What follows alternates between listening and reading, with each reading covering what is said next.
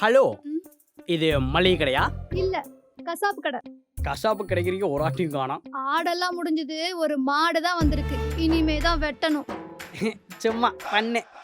பண்ணு பண்ணெல்லாம் இருக்கட்டும், என்ன வேணும்? அந்த பாடி ஸ்ப்ரே வேணும். ஆ, ம், ம், வேற? ஸ்மெல் நல்லா இருக்குமா? ட்ரை பண்ணலாமா? ம். டேய் டேய், என்னடா பண்ற? குடுறா. ம்.